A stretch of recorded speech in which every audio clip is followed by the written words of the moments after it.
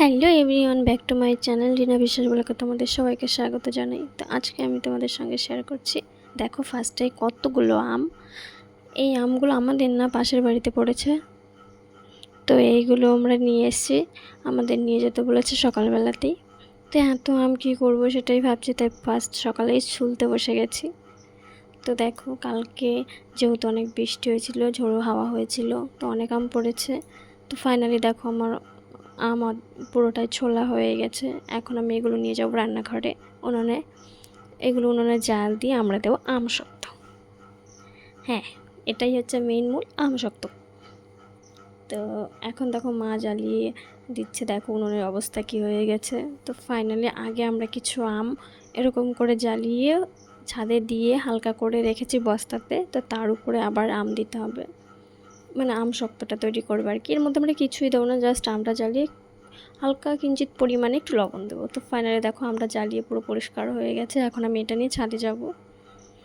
তো ছাদে চলে এসেছি, দেখো যেহেতু আমি ক্যামেরা ধরছি, মা এগুলো করছে, কারণ আমি এগুলো ভালো পারি না, আর আমটা গরমও, তো হাত দিয়ে করা যাবে না।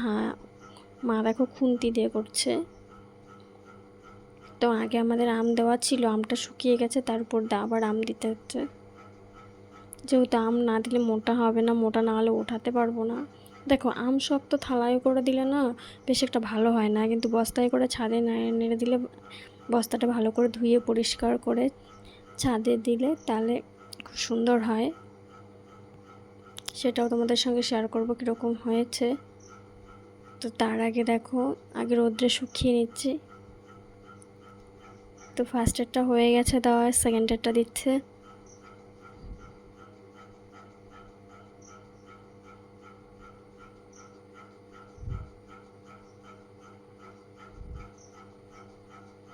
এই আমগুলো এত মিষ্টি, মানে চিনি দেওয়া লাগেনি।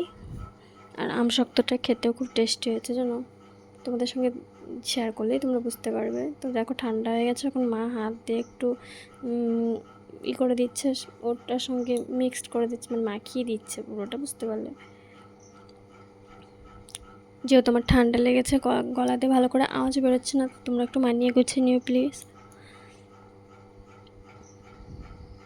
তো ফাইনালি হয়ে গেছে, দেখো দুটোই কমপ্লিট। এখন এগুলো রোদ্রেই থাকবে।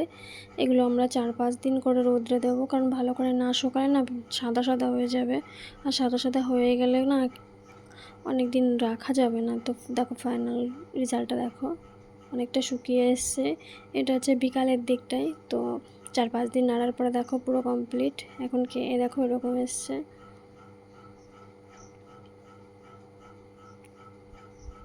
আগে লম্বা লম্বা করে কেটে পাটির মতো গুঁড়িয়ে নিয়েছি, তারপরে ছোট ছোট করে কেটে বয়মে ভরে রাখবো।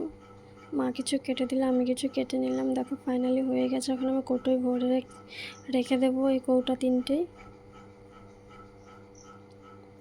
ভরে ফ্রিজের মধ্যে রেখে দেবো।